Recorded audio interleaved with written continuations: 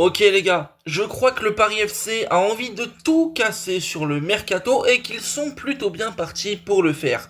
Noah Sangui du Stade de Reims a signé, on a eu évidemment la signature de Moses Simon au Paris FC, j'en avais fait notamment une vidéo sur la chaîne, et là, le promu parisien a envie de casser la baraque. Ils ont décidé de faire une approche pour Benjamin André, et vous l'aurez compris au titre de cette vidéo, pour Chancel Bemba. Alors les amis, installez-vous tranquillement, bienvenue sur la chaîne Podcast FC.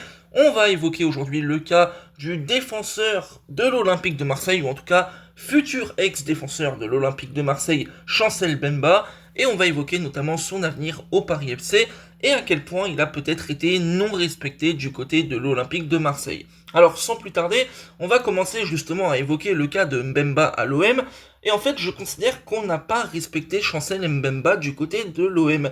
L'OM avait voulu se séparer de son défenseur central, ok, qui pourtant était un joueur phare de l'effectif, qui était probablement son meilleur élément défensif d'ailleurs. Ça, c'est mon opinion, je laisse après les Marseillais vraiment juger de ça.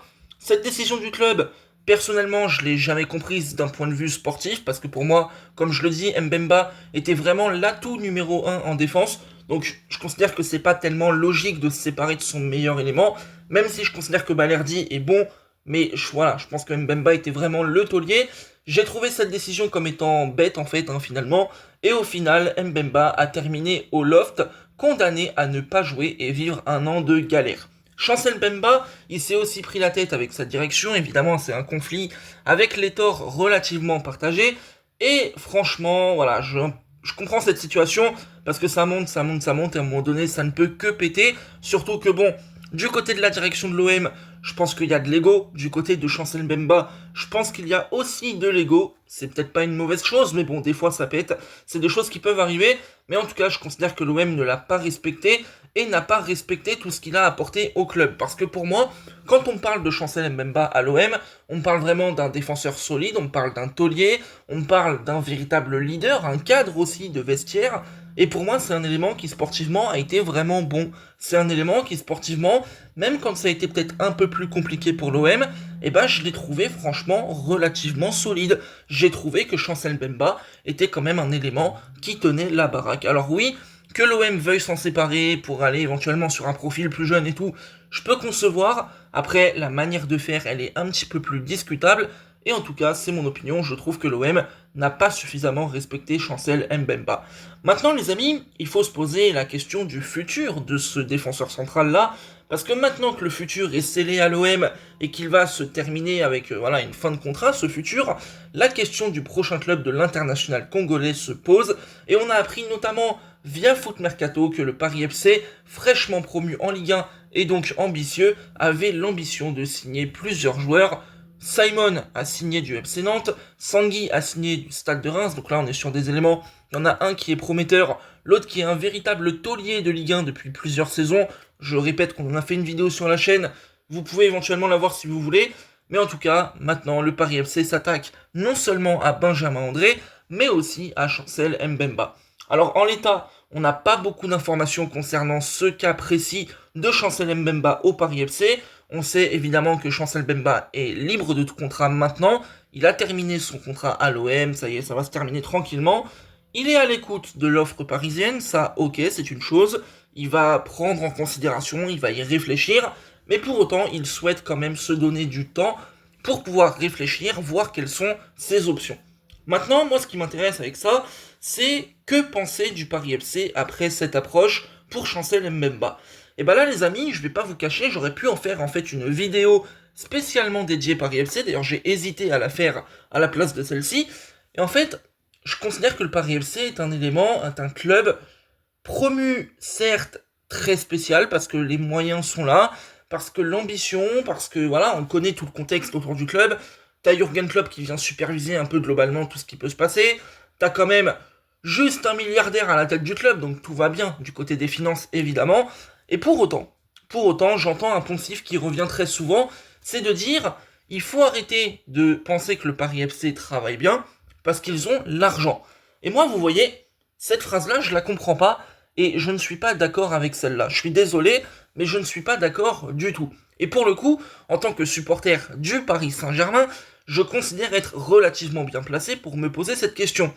Est-ce que l'argent est un gage de réussite? Alors ce qu'il faut évidemment dire, c'est que plus t'as d'argent, plus ta marge d'erreur est grande. C'est sûr que entre dépenser 1 million d'euros et en dépenser 10 sur le marché, si t'as 10 millions d'euros, t'as plus de marge d'erreur que le budget de 1 million. Ça, c'est classique, c'est logique. Maintenant, avoir de l'argent ne te garantit pas la réussite. Avoir de l'argent ne te donne pas, comme ça, par magie, en claquant des doigts, une recette miracle, une stratégie sportive cohérente qui va derrière t'amener à faire les bons choix, à recruter des bons éléments et à construire un effectif équilibré. Et moi, vous voyez, je l'ai vu avec le Paris Saint-Germain. À l'époque, Paris avait de l'argent. Paris va signer des Pastore, des Ibrahimovic, des Thiago Silva. Et là, on pourra dire ce qu'on veut. Paris avait l'argent. Paris a mis beaucoup d'argent. Il fallait surpayer à l'époque et tout. Ok, pas de problème. Mais t'as fait les bons choix à ce moment-là. Et après, tu te rends compte que Cavani, tu vas le prendre. Alors que tu joues dans un 4-3-3, que t'as déjà Ibrahimovic, et tu te retrouves avec Cavani, un des plus grands neufs du monde que t'as payé 64 millions d'euros. Le mec joue ailier gauche. Il y a un problème. Là, vous voyez, typiquement, c'est un exemple à la con que je vous donne. Mais c'est un exemple de se dire, t'as de l'argent, tu le dépenses, et c'est pas pour autant que tu fais un bon choix. Ça veut pas dire que Cavani était un joueur éclaté, loin de là. Comme je l'ai dit, c'était un des meilleurs neufs du monde à l'époque. Pas de problème. Et il a fait des choses au Paris Saint-Germain qui ont été excellentes.